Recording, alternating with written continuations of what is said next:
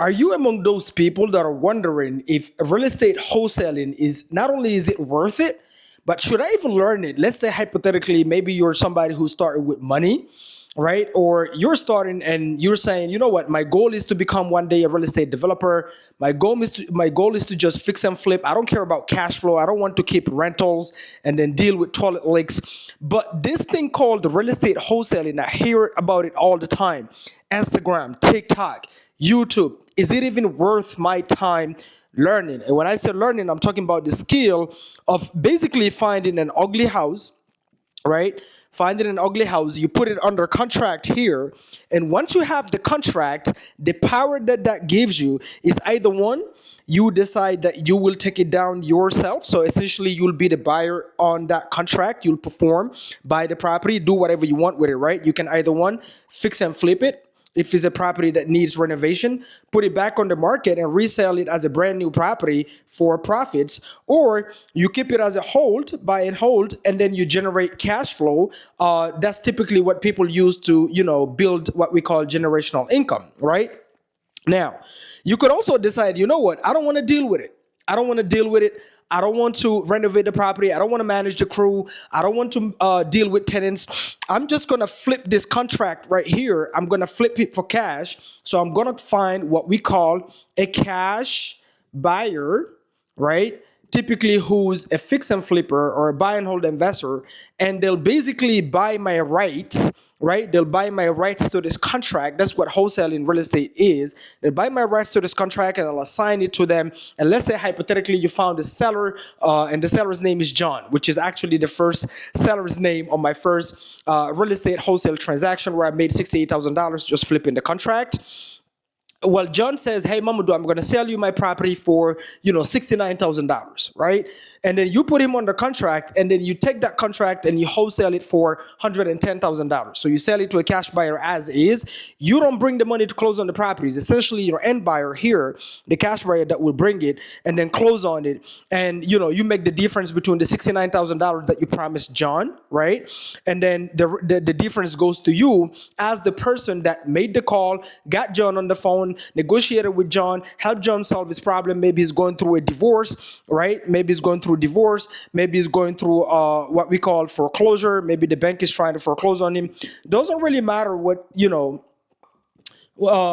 his motivation basically is, because this seller have to be motivated, right? Now the question is it even worth my time or your time learning the skill? Why? Because now you have to make bunch of calls. Now, this doesn't matter whether you have money or not. If you don't have money and only have the time, this is a no-brainer. This is the low-hanging fruit to get into real estate with no money, no credit, no license, make money, then start taking down properties when you're ready to do so. But let's say hypothetically you have money in the bank. There's a lot of people like that start to have money in the bank, and they feel like they should skip this. And I'll get to why you need the skill. Now, you're wondering is this even worth my time? I have to call all these people, right?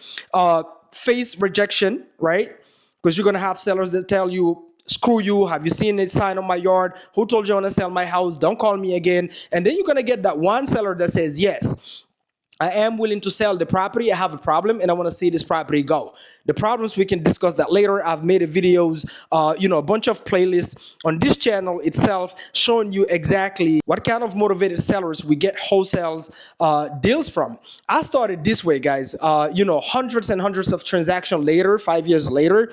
At this point, I've done the fix and flips, the buy and holds, you name it. My team and I were getting into new development right now in Georgia, and we've already have our first new development projects under contract in Albany, Georgia, and is currently being built as we speak, as I'm making this video, right? So now going back, reflecting back, I'm going through all these calls. So I'm calling all these sellers. I'm going through the rejections. I have to do the follow-ups, because every single time you call these sellers, it's not like you're just going to call them today and they're going to be like, yes, here's the key to my property and you can have it and then you can go sell the contracts. It's not how it works. You have to sell them. You have to persist. You have to follow up, right? So there's so much work to be done here that a lot of people end up just quitting because they're like, this is too much.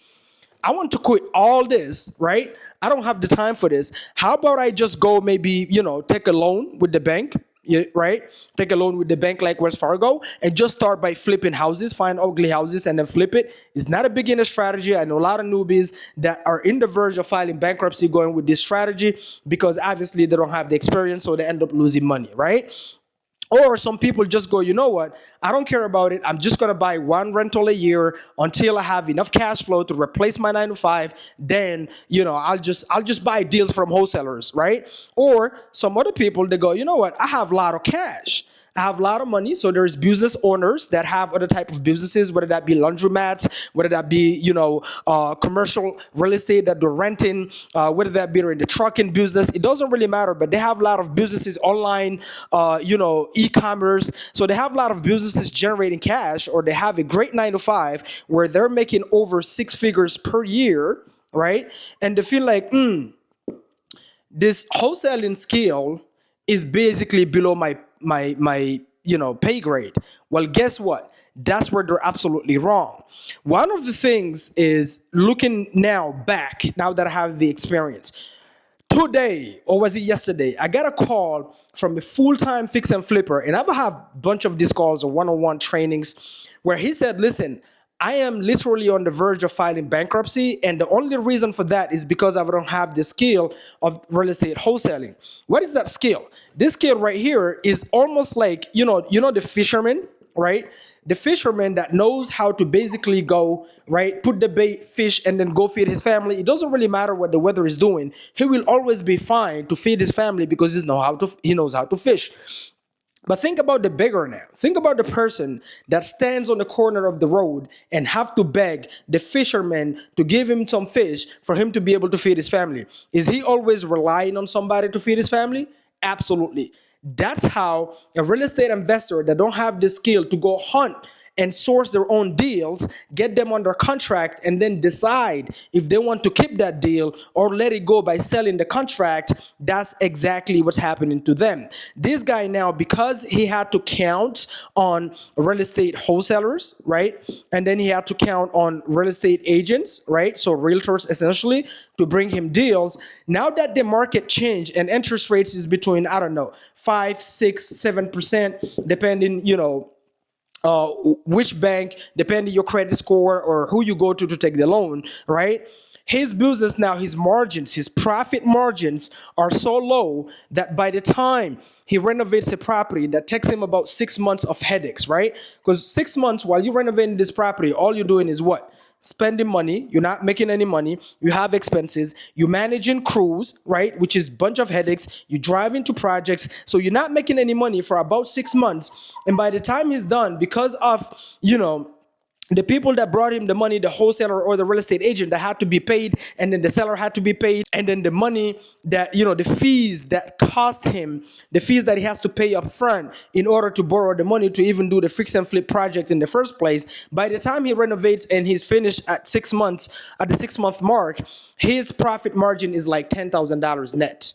He's making 10K in 6 months because of all of that. And if he would just eliminate the middle people, right, which is the wholesaler, if he had the skill to call sellers and negotiate his own deals, put it on the contract, then decide what he want to do with it, guess what? He would cut the middleman, right, which is the wholesaler, right? He will cut the wholesaler. On average, guys, there has been properties, and I'm gonna be very transparent. There has been properties that I've wholesaled to a fix and flipper where my team and I, we made $100,000 net just selling the piece of contract, and then that fix and flipper went on to flip that home and only made about $30,000. Can you guys imagine?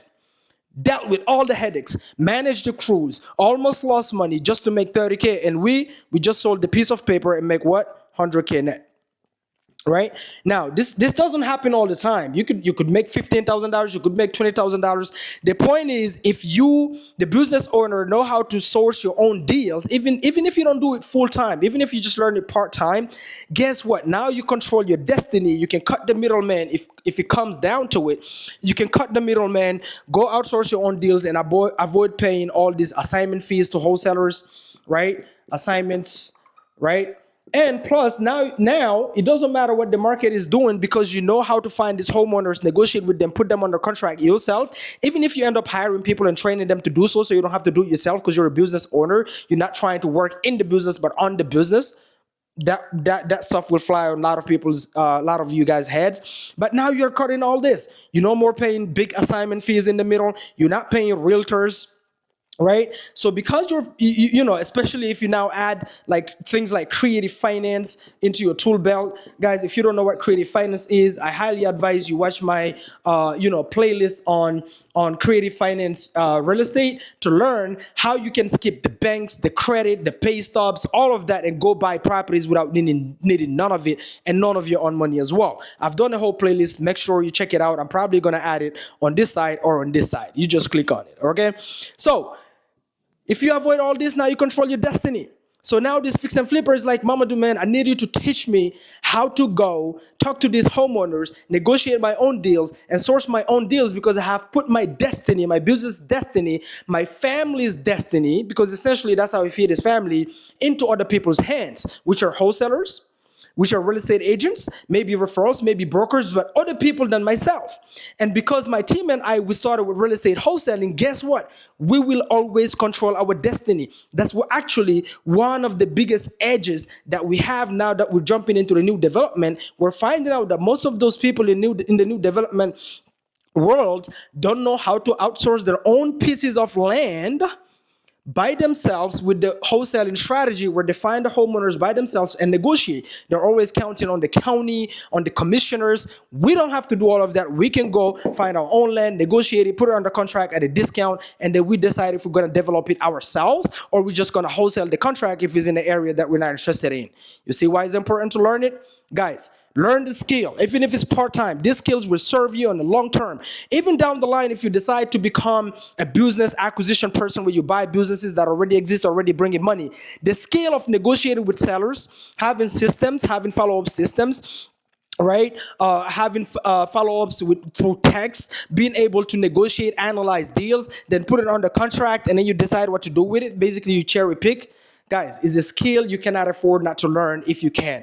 Put the time in it, even if it's part-time, even if you already have $1 million in your bank account, doesn't matter. Put the time in it and learn this skill. I promise you, you'll thank me later. Guys, make sure you like the video, hit that notification bell, leave a comment below. Let me know if this makes sense. Let me know if there's anything that you want me to address a little bit more on another video. And make sure to check out my real estate wholesaling for beginners playlist on this channel. And I'll see you guys in the next video. Boom, boom, boom.